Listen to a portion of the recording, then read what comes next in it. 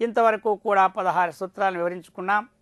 ఇక అభ్యాస వైరాగ్యముల చేత సాధ్యమైనటువంటి సమాధి ఏమిటో మరలా ప్రస్తావిస్తూ ఉన్నారు 17వ సూత్రములో. వితర్క విచార ఆనందాస్మితా స్వరూపానుగమాత్ సంప్రజ్ఞాతః.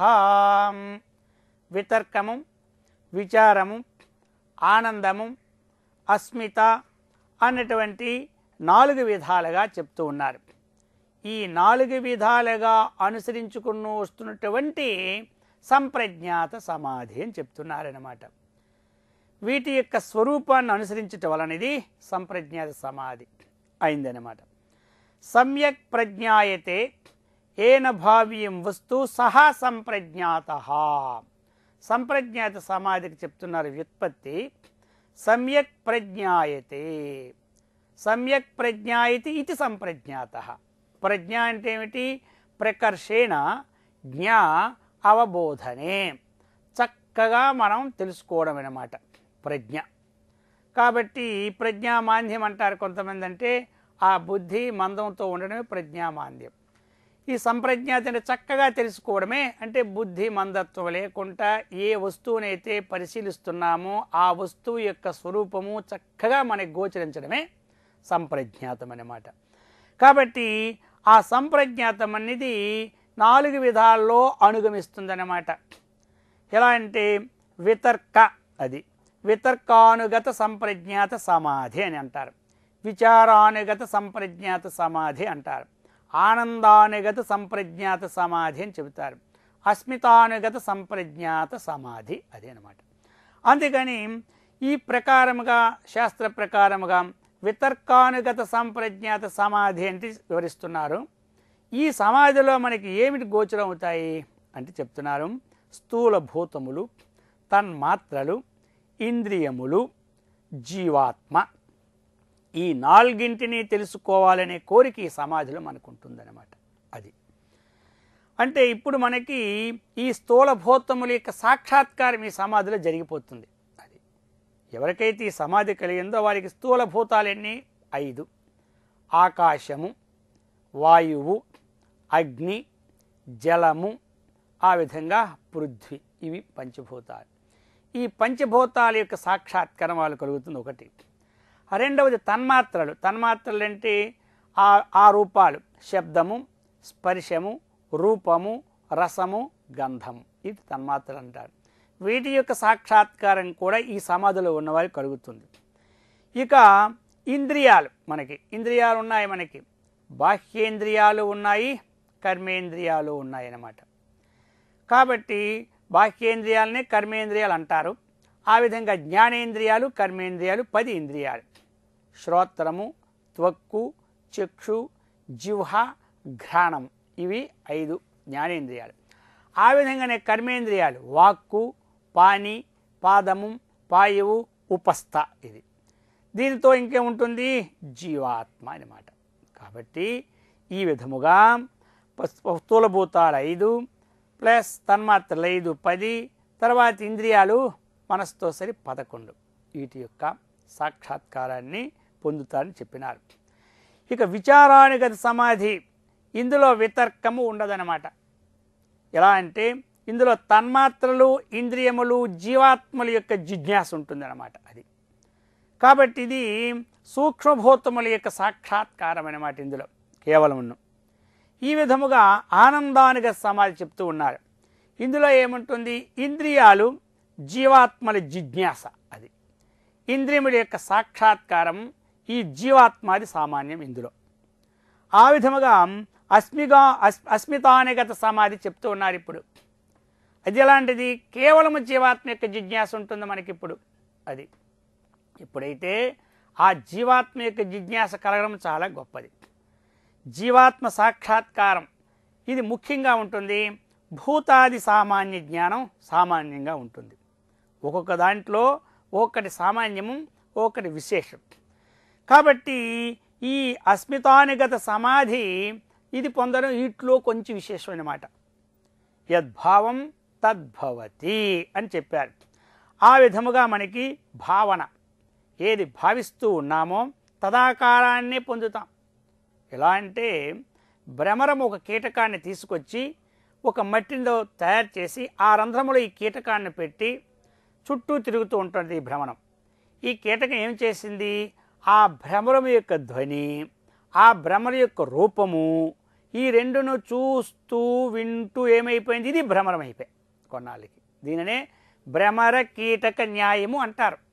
ఆ విధముగా యాదృశీ భావనా హస్తి తాదృశీ సిద్ధిర్భవతి. మనము ఏ భావనతో చేస్తూ ఉంటామో ఆ భావనకు సంబంధమైన సిద్ధే మనకు కలుగుతుంది, అది అన్నమాట. కాబట్టి ఇక ఇక్కడి నుంచి చిత్తము ఇతర విషయములను మరల్చి ధ్యేయ వస్తువుతో మాటి మాటికి చేర్చుటే భావన. భావన అంటే ఏమిటి, చిత్తాన్ని ఇతర విషయములంటే ఒక ధ్యేయము కన్నా భిన్నమైన విషయం అనేది మనస్సును పోయేటప్పుడు ఆ విషయములందు దోష దృష్టిని చూపి, ఎప్పుడైతే దోష దృష్టిని చూపినామో ఆ విషయముల నుండి మనస్సు మరలి ధ్యేయాకారాకారిత చిత్తవృత్తిని పొందుతుంది. కాబట్టి ఇది మనకి భావన అని చెప్పినారనమాట. ఆ విధముగానే భావనకు విషయముకు వస్తువే భావ్యం అనబడుతుంది అనమాట. భావన భావ్యము. భావ్యం అని దేనికి అంటారు, ఏ వస్తువుని మనం భావిస్తూ ఉన్నామో ఆ వస్తువు పేరు భావ్యం. అది ఉదాహరణకు ఒక యాపిల్ పండుని మనం భావిస్తున్నాం అనుకోండి, ఆ వస్తువు ఏమైంది, అది భావ్యమైంది యాపిల్ పండు. దానిని మనం చేస్తున్నటువంటిది చింతనే భావన అయింది అనమాట. ఆ విధముగానే మనం ఒక ధ్యేయాకారమైన రాముణ్ణి మనం భావిస్తూ ఉండేటప్పుడు ఆ రాముడు భావ్య వస్తువు అయినాడు. ఇప్పుడు మన చింతన ఉంది కదా, ఆ రాముడు ఆ విధముగా ఆయుధములు కలిగిన వాడు, గొప్పవాడు అన్నటువంటి చింతన ఉంది కదా, ఇది భావన అన్నమాట.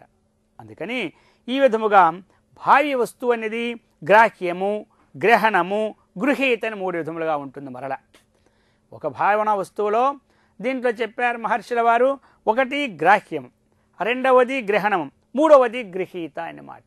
అది ఏమిటంటే ఆ యొక్క భావ్య వస్తువు గ్రాహ్యము. గ్రాహ్యం ఏమిటి, స్థూల సూక్ష్మ భేదముల చేత ద్వివిధం అని చెప్పినారు. ఈ యొక్క గ్రాహ్యం అనేది స్థూలము ఉంటుంది, సూక్ష్మం ఉంటుంది.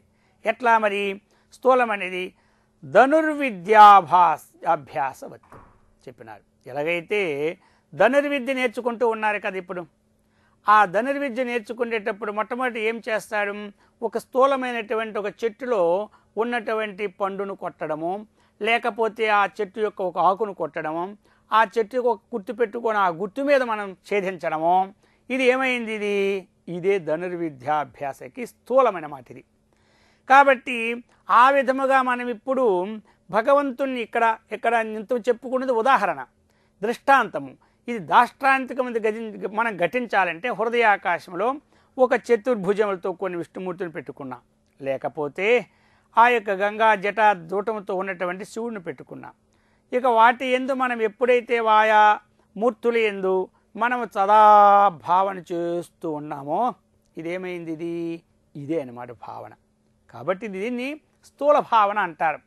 ఈ స్థూల భావన ఎప్పుడైతే మనకి బాగా అభ్యాసం పడిపోయింది అనుకోండి, అప్పుడేమవుతుంది, సూక్ష్మ భావనకి వెళ్తామన్నమాట. మొట్టమొదట స్థూల భావనలో జయించుకుంటాం, స్థూల భావనలో ఉండిపోవడం కాదు, మళ్ళీ స్థూల భావన జయించాలి, దాని నుండి సూక్ష్మానికి పోవాలి. సూక్ష్మాతి సూక్ష్మాన్ని మనం ప్రయత్నం చేయాలన్నమాట. ఆ విధముగా సూక్ష్మ భావన అంటే ఏమిటి, పంచతన్మాత్రల యందు మనస్సును, అది అన్నమాట సూక్ష్మభావన. పంచతన్మాత్రల యందు మనస్సుని చక్కగా నిలపాలి. నిలపడమే కాదు, ఆ పంచతన్మాత్రల యొక్క భావాన్ని కూడా తెలుసుకోవాలన్నమాట. ఇదే గ్రాహ్య సమాధి అంటారన్నమాట. కాబట్టి ఈ గ్రాహ్య సమాధి, మరి గ్రహణ సమాధి రెండవది అన్నమాట. గ్రహణం అని చెప్పారు కదా, గ్రహణం అంటే ఏమిటి, సత్వప్రధానమై, సత్వం ప్రధానంగా ఉంటుంది.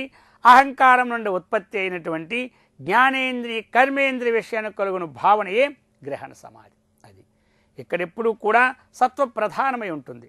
రెండవది ఏంటి, అహంకారం నుంచి ఉత్పత్తి అయిన ఉత్పత్తి అయింది, జ్ఞానేంద్రియాలు 5, కర్మేంద్రియాలు 5, అలాగనే పంచతన్మాత్రలు 5, ఇవి మనస్సు ఒకటి అనమాట.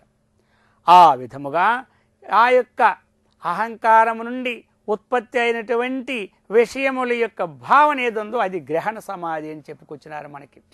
గ్రాహ్య సమాధి, గ్రహణ సమాధి. ఇంక మూడవది ఏమిటి, గృహీత్ర సమాధి. అది గృహీత్ర సమాధిని పొందాలి. ఈ గృహీత్ర సమాధి ఎలాంటిది? అంతర్ముఖావస్థకు ఆనందరూపమే ఉన్నటువంటి అహంకారమునందు కానీ, లేకపోతే మహత్తు ఎందు కానీ, ప్రకృతి అథవా పురుషుని ఎందుని కానీ ఏ భావన అయితే ఉంటుందో ఆ భావన ఏమంటారు? గృహీత్ర సమాధి అంటారనమాట. ఇది కూడా చాలా ఒకదానికంటే ఒకటి సూక్ష్మమైంది అనమాట. మొట్టమొదట గ్రాహ్యం, గ్రాహ్యము కన్నా గ్రహణం, గ్రహణము కన్నా గృహీత్రం. ఇది ఒకదానికంటే ఒకటి చాలా సూక్ష్మమైనటువంటిది. అందుకని ఈ సమాధులన్నీ కూడా ఏం చేస్తాయి మనకి అంటే ధ్యేయ వస్తువునందు మనస్సుని విలీనం చేస్తాయి. అందుకని ఆ వస్తువుతో విలీనం అవుతుంది కాబట్టి ఇది సంప్రజ్ఞాత సమాధి అన్నారు. వస్తువు లేకుండా నిరాలంబనమైనటువంటి దాన్ని చెప్పబోతాడు మున్ముందుకి అసంప్రజ్ఞాత సమాధి అని, దాన్ని నిర్బీజ సమాధిని చెప్పబోతాడు. కానీ ఇది ఎలాంటిది? సబీజ సమాధి. సబీజం అంటే బీజేన సహా వర్తతే ఇది సబీజ. ఈ ధ్యేయాకారమైనటువంటి సమాధి. ఈ సమాధికి దానికి డిఫరెన్స్ ఏమిటంటే ఇందులో ధ్యానం చేసేటప్పుడు ధ్యాత, ధ్యానము, ధ్యేయము అని 3 ఉంటాయి. కానీ సంప్రజ్ఞాత సమాధిలో ఏమవుతుంది? ధ్యాత, ధ్యానము 2 ఉండవు మనకి. కేవలము ధ్యేయాకారాకారిత చిత్తవృత్తి ఒక్కటే ఉంటుందన్నమాట. ఆ చిత్తవృత్తిలో ఏవైతే మనకి ఇప్పుడు చెప్పినారో ఈ విధమైనటువంటి ప్రక్రియలో ఉన్నటువంటి సమాధుల్ని 4 విధములుగా చెప్పినారన్నమాట. ఆ 4 విధుల సమాధుల్ని వితర్క, విచార, ఆనంద, అస్మిత, అనుగమాత్ ఈ 4గిట్లో కూడా అనుసరించుకొని వస్తున్నందువల్ల ఈ సంప్రజ్ఞాత సమాధి 4 రకాలుగా ఉంటుందని చెప్పినారన్నమాట. ఒకదానికన్నా ఒకటి. ఇప్పుడు పంచభూతాలు, పంచభూతాల కన్నా పంచతన్మాత్ర సూక్ష్మం, పంచతన్మాత్రల కన్నా ఆ ఉత్పత్తి ఎక్కడి నుంచి వచ్చింది? అహంకారం. ఆ అహంకారం సూక్ష్మము, అక్కడి నుంచి బుద్ధి సూక్ష్మం, బుద్ధి నుంచి అవ్యక్తం, అవ్యక్తి పరమాత్మ పురుషుడు. కాబట్టి అటువంటి ప్రకృతి పురుషుడు యొక్క ఖ్యాతికి తగినటువంటి జ్ఞానాన్ని మనకి మహర్షుల వారిచ్చి సదా రక్షించెదరుగాక. ఓ